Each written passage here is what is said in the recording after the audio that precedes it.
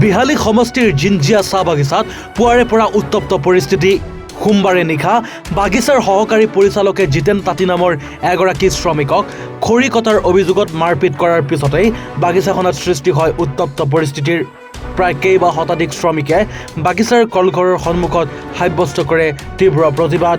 ইফালে আৰক্ষীয়ে বাগিচাখনৰ 3গৰাকী সহপৰিচালকক আটক কৰি বাহনত উঠাই লৈ যোৱাৰ সময়তে উত্তপ্ত শ্ৰমিকে শিলগুটি নিক্ষেপ কৰে।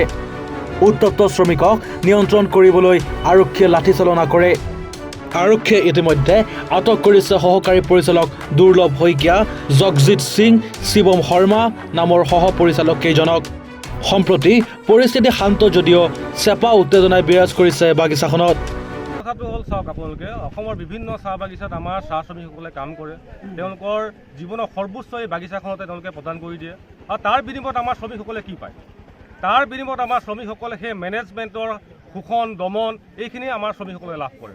আমাৰ শ্ৰমিকসকলে প্ৰকৃত ন্যায় কেতিয়াও নাপায়। আজি জিঞ্জিয়া চাহ বাগিচাত অদূৰ ঘটনা এটা ঘটি গ'ল যোৱাকালি, যে জিতেন তাঁতী নামৰ এজন শ্ৰমিকক তেওঁ মাত্ৰ এটা সৰু ভুল কৰাৰ অপৰাধত দুজন বাগিচাৰ এক্সিকিউটিভে তেওঁক গুৰুতৰভাৱে প্ৰহাৰ কৰে আৰু তাৰ প্ৰতিবাদ ফলস্বৰূপে আজি জিঞ্জিয়া চাহ বাগিচাত সমূহ ৰাইজে আজি একত্ৰিত হৈ আজি বাগিচা আজি কাৰ্যালয় ঘেৰাও কৰে আৰু তেওঁলোকৰ এটাই দাবী আছিলে যে এই মেনেজাৰজনক অতি শীঘ্ৰে এৰেষ্ট কৰি তেওঁলোকক জেল হাজতত প্ৰেৰণ কৰিব লাগে আৰু আমাৰ শ্ৰমিকক ন্যায় প্ৰদান কৰিব লাগে।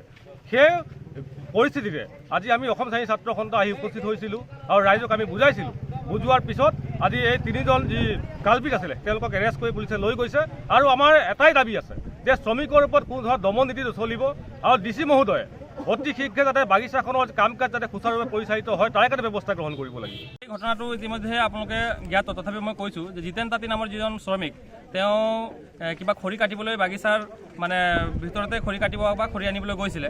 সেই সময়ত মেনেজাৰে তেওঁক সেই বাগিচাৰ সেই স্পটতে সেই ঠাইতে তেওঁৰ ওপৰত যিটো শাস্তি তেওঁ মাৰধৰ কৰা যিটো এটা বেয়া পৰিৱেশ সৃষ্টি কৰিছিলে, সেইটো কিন্তু সঁচাকৈ দুৰ্ভাগ্যজনক বেয়া কথা, বহুত দুখৰ কথা। সেইটো কেতিয়াও হ'ব নালাগে।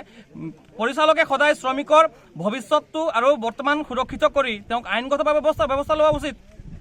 আজি আমি কেলে বাগিচাখনত নিজৰ কৰ্মদান কৰি আছোঁ, নিজে আমি কাম কৰি আছোঁ। আমাৰ নিজস্ব এটা আমাৰ যি কৰ্মজীৱনৰ এটা আমাৰ আদৰ্শ আছে, সেই অনুপাতে আমাৰ বাগিচাৰ পৰিচালকে হওক বা কৰ্তৃপক্ষ হওক ব্যৱস্থা লওক, কিন্তু শ্ৰমিকজনক বেআইনীভাৱে মাৰপিট কৰিছে। সেয়া কিন্তু সঁচাকৈ বহুত গৰিহণাযোগ্য কথা আৰু এইটো আটচাই অসম চাহ জনজাতি ছাত্ৰ সন্থাই আমি কিন্তু এইটো তীব্ৰভাৱে গৰিহণা জনাইছোঁ। এয়া কিন্তু বহুত বেয়া কথা আৰু পৰৱৰ্তী সময়ত যাতে আমাৰ এই বাগিচাখনত জিঞ্জিয়া চাহ বাগিচাত যাতে সুচাৰুৰূপে খুব শান্তিপূৰ্ণভাৱে যে বাগিচাখন যাতে পৰিচালিত হওক, চাহ শ্ৰমিকৰ ভৱিষ্যত সুৰক্ষিত হওক, সেই প্ৰতি লক্ষ্য ৰাখি জিলা প্ৰশাসন বিভাগে যাতে বাগিচাখনৰ যাতে কঠোৰ নিৰ্দেশ প্ৰদান কৰক বা এটা আলোচনা দি পেলাই বাগিচাখনক যাতে এটা নিৰ্দেশ দিয়ক যাতে বাগিচাৰ শ্ৰমিক আৰু বাগিচাৰ ৰাইজ লগতে বাগিচাখন যাতে সুৰক্ষিত থাকক। লেবাৰ এজনক খৰি আনোতে আগত খৰি আমাক দি আছিলে 1 কিলো কৰি, বছৰত 3বাৰ কৰি দি আছিলে। এতিয়া দি আছে বছৰত এবাৰ। প্ৰতিটা মানুহৰ খৰি নথকাৰ কাৰণে খৰি দোকানত আনিব গৈছিলে। এই সময়ত মেনেজমেণ্ট 3জন মিলি লেবাৰ এজনক মাৰিছে। মাৰাৰ পিছত যেতিয়া পাব্লিক আহি মেনেজমেণ্টৰ লগত কথা পাতিম বুলি কৈ আছিলে, তেতিয়া বগানৰ ছেক্ৰেটাৰী ৰাজেশ নামদাৰ কিবা বিচাৰ লোৱা নাই কাৰণে তাকো পাব্লিকে হাত উঠাইছে আৰু মেনেজমেণ্টৰ লগত কথা পাতিম বুলি ভাবি আহিছিলে, কিন্তু মেনেজমেণ্ট ফেক্টৰীৰ ভিতৰত লুকাই আছে। কোন মেনেজাৰ, কি নাম? দুৰ্লভ শইকীয়া, পৱন শৰ্মা। কেইজনক মাৰপিট কৰিছে? এজনক মাৰপিট কৰিছে, 3টা মেনেজমেণ্ট।